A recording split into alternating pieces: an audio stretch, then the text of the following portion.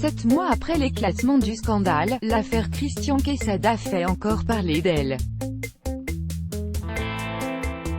Un ancien maître du Midi a fait des révélations concernant une possible stratégie mise en place par la production des 12 coups de midi pour le faire oublier. Le nom de Christian Quesada restera à jamais associé aux 12 coups de midi. N'en déplaise aux équipes de production, qui tentent par tous les moyens de faire oublier le plus grand maître de Midi. Le 27 mars dernier, l'ex-champion de 55 ans a été mis en examen pour détention d'images pornographiques, lors d'une perquisition à son domicile d'Hauteville-Lompnes.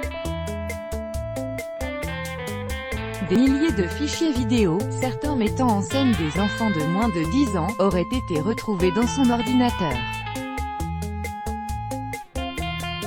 Des faits reconnus par le mis en cause, qui nie toutefois être un jour passé à l'acte. Reste que du côté du jeu phare de TF1, ce scandale a eu de lourdes répercussions. Un ancien maître de Midi balance sur les manigances de la production des 12 coups de midi dans les semaines qui ont suivi. L'émission de Jean-Luc Reichmann a enregistré une sacrée baisse d'audience.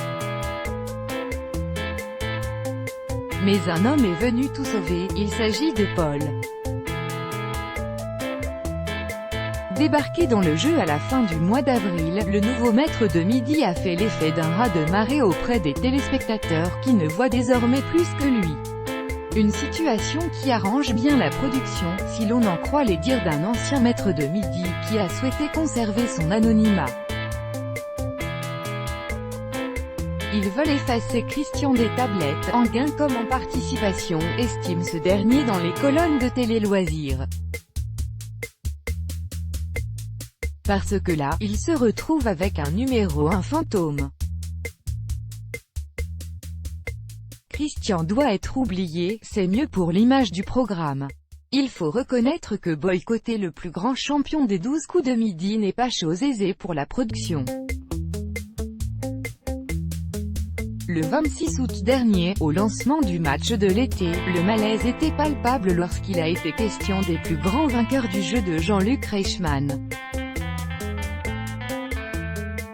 C'est pourquoi voir Paul dépasser le record du professeur serait une véritable aubaine pour TF1.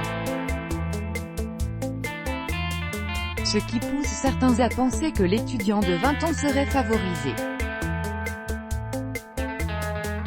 Les groupes de fans sur Internet ont l'impression qu'il y a énormément de questions d'histoire et de géographie. Les domaines de prédilection de Paul, avait déclaré Claire, celle qui a battu Christian Quesada, sur le plateau de Touche pas à mon poste.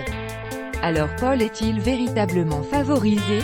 Une chose est sûre, la production compte plus que jamais sur lui pour effacer le scandale.